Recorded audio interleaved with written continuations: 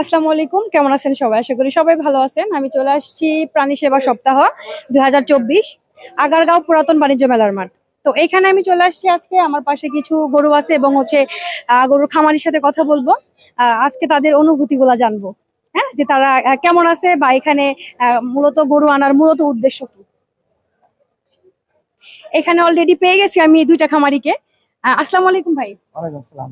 কেমন আছেন? জি, আলহামদুলিল্লাহ। আপনি কেমন আছেন? হ্যাঁ, আলহামদুলিল্লাহ। ভাই, কয়টা গরু নিয়ে আসছেন? 13টা গরু আনছি। 13টা গরু। খামারের নাম কি? গাভী গাড়ি।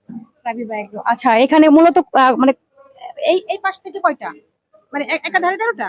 একদারি 13টা আছে, আর ওই পাশে একটা মহিষ আছে, দুইটা কাশ্মীরি ছাগল আছে আমাদের। আচ্ছা আচ্ছা, এই পর্যন্ত কি কোনো দাম হইছে? হ্যাঁ, হয়েছে। বড় গরু দাম হয়েছে, সাইওয়াল দাম হয়েছে। খামারে টোটালি গরু কয়টা? টোটালি 150 প্লাস আছে।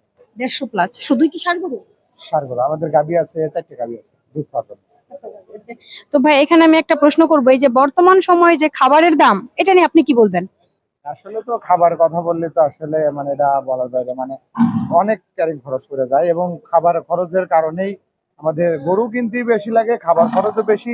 এর জন্য গরুর মানে সবকিছু হিসাব করে গরুর দাম বেশি পড়ে যায়, অনেকেই অনেক মন্তব্য করে, কিন্তু খরচটাই যে বেশি। আচ্ছা, অনেকেই বলতেছে যে এই গরুর খাবারের দাম বাড়ানো, বা এই যে আবার অনেকেই বলে যে মাংসের দাম বাড়ানো, মানে এগুলা নিয়ে বড় বড় খামারিদের মানে সিন্ডিকেট, এটা আপনি কতটুক মনে করেন যে কতটুক সত্যতা? না, আসলে যে গরু এখন যে বর্তমান গরু কেনা লাগে খাবার খাওয়ানোতে, সেই তুলনায় গোস্তর দাম আমি মনে করি যে না, কম। কারণ যে ক্যারিং খরচ হয়, আমাদের তো আসলে মাংসের গরু না।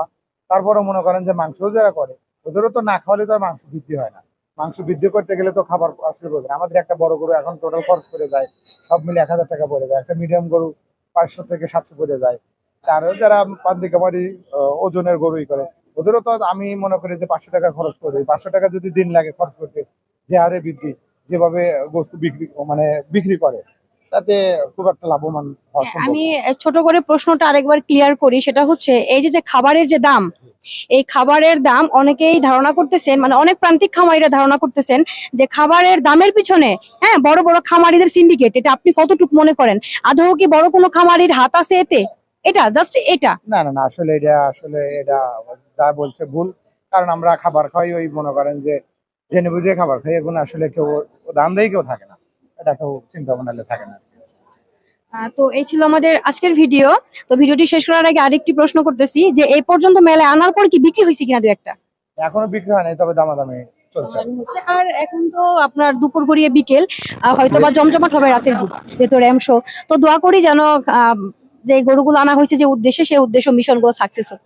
তো ভালো থাকেন। অবশ্যই। আল্লাহ ঠিক হাফেজ। আছে।